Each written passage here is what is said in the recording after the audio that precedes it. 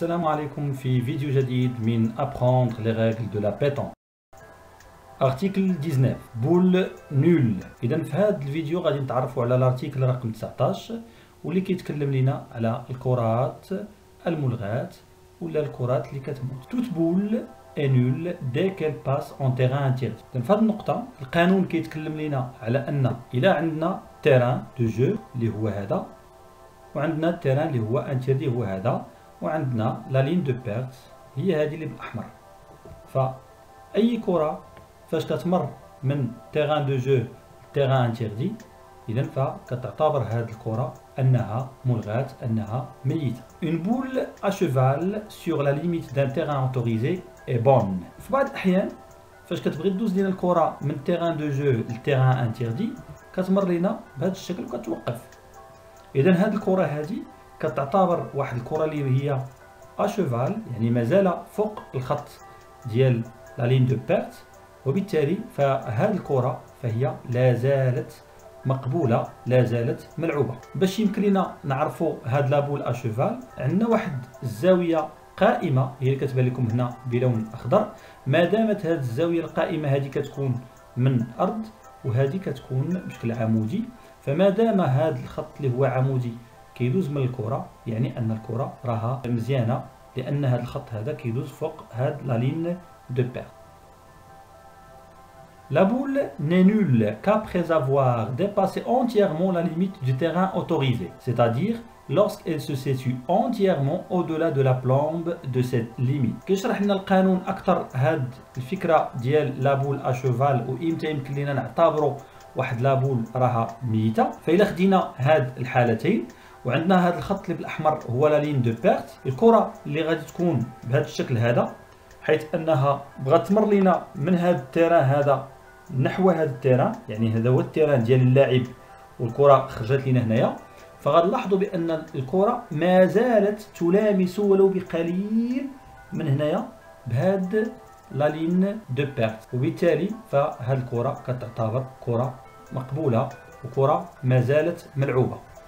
اما الكره اللي كتمر لنا من هاد لا لين دو بيرت يعني من هذا هو التيران دو جو نحو هاد الجهه وكتكون ديباساتو يعني كتكون فاتو كليا، كتلاحظوا بانها اون بول نول، فهاد الكره هذه كتعتبر كره ميته. وكتوضيح اكثر لهاد القضيه ديال انها كتلامس هاد الخط هذا فكيخصكم تفهموا بانه كتلامسوا غير بالشوف. فاش كنكونوا كنشوفوا من الفوق بشكل عمودي فكيبان لنا بان الكرش ديال هذه الكره باقا كتلامس هذا الخط الاحمر، لكن الا طلينا من الجنب فممكن ان الكره غتبان لنا بانها ما بقاتش كتقيس كاع هذا الخط الاحمر. الملامسه هنا كنقصدوا بها بشكل اللي هو عمودي غير بالشوف، فممكن اننا يبان لنا بان بحال دابا هذه بشكل عمودي فاش كنشوف كيبان لي بان هذه الكره ما بقاتش كتقيس ولو غير بخط رقيق هاد لا لين دو بير. باغ هذه مازال الكرش ديال الكره كدوز من فوق لا لين دو بيرت وكنشوفها من الفوق بشكل عمودي وكتبان ليا بهذا الشكل هذا. Et l'on va de même quand en terrain tracé la boule traverse entièrement plus d'un des jeux latéralement contigus au jeu utilisé au sort en bout de cadre. كتوضيح لهاد النقطة فإلا عندنا هذا هو التيران اللي حنا كنلعبوا فيه وعندنا هذا هو السيركل وعندنا هذا هو البوشون، الكرة اللي غادي تخرج لنا من لو فون دو كادر وهذا هو لو فون دو كادر هو هذا اللي كيبان لنا في هذه الجهه وكاين واحد بحالو في الجهه الاخرى هنايا، واخا يكون عندنا واحد التيران اخر هنايا فهاد الكره كتعتبر كره اللي هي ميته. اما الكره اللي كتمر لينا غير التيران اللي حدانا هنايا فهي كره اللي باقا مقبوله، لكن فاش كتفوت لينا اكثر من ملعب بمعنى كتخرج من هذا الملعب ديالنا نحو هذا الملعب ثم كتفوت نحو ملعب ثاني، ففي هذه الحاله هذه الكره حتى هي كتعتبر كره ميته. يعني في هذه الحاله الكره كتكون ميته وفي هذه الحاله كذلك الكره كتكون ميته.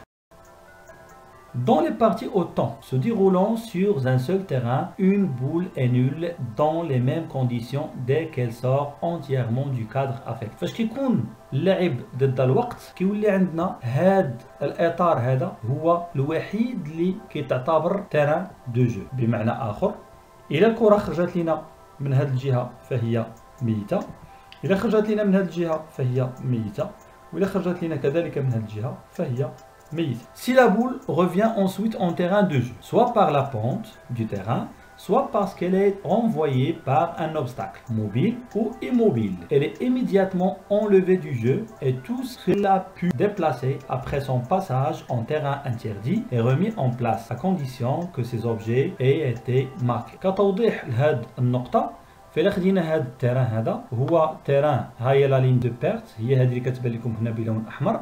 هنا عندنا السيركل، وهنا عندنا واحد الكرة ملعوبة حدا البوشون. فاش كنضربوا بهذيك الكرة وكتلاحظوا بانها كتضرب لنا الكرة ديالنا، هاد الكرة هادي كتخرج وكتعاود تدخل، يعني ديباسات هاد لا لين اونتييرمون، خرجات وعاودت رجعات. هاد الكرة هادي هي كرة ميتة وكيخصنا نحيدوها من تيران دو جو. قالوا لنا بان اشنو اللي ممكن يرد لنا الكرة داخل الملعب.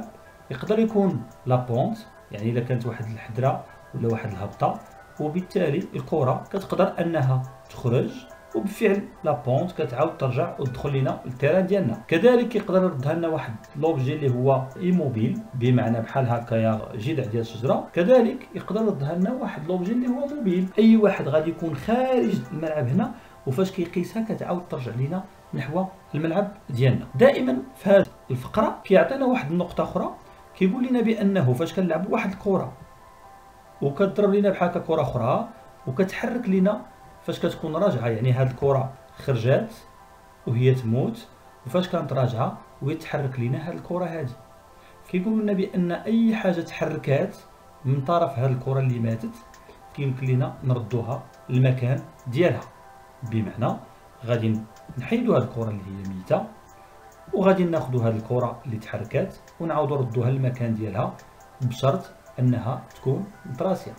اما الا ما كانتش متراسيه، المكان الاخير اللي وقفت فيه هو فين غادي تبقى. Toute boule nulle doit être immédiatement retirée du jeu. À défaut, elle sera considérée comme bonne dès qu'une boule aura été jouée par l'équipe adverse. كتوضيح لهاد النقطة، فإلا عندنا التيران ديالنا هو هذا اللي هو محاط بلا لين دو بيرت اللي كتبان لكم بلون احمر، هادو كرات ملعوبه ما كيهمناش تكون ديال الفريق A ولا الفريق B. فاش غادي يمر الفريق A وغادي يلعب، هاد اللاعب بغى يضرب هاد الكره هادي، ولكن انه كيخفق وكتلاحظوا بانه ما كيقيسهاش، الكره ديالو كطيح في الارض كتقفز، ومن بعد ذلك كتقيس في هاد لوبستاكل اللي كيعاود يردها وسط التيران.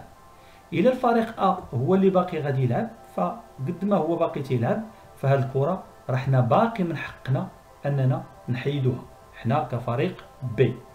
لكن الفريق B فاش غادي يجي يدخل التيران وغادي يدخل السيركل وغادي يلعب، وهاد الكره A ما زالت توجد داخل الملعب، اون فوا تيلعب الكره ديالو، اون فوا الكره ديالو كتولي اللي يلعب داخل الملعب، ما بقاش من حقه انه يحيد هاد الكره هادي. هاد الكره كتولي تعتبر انها كره حيه.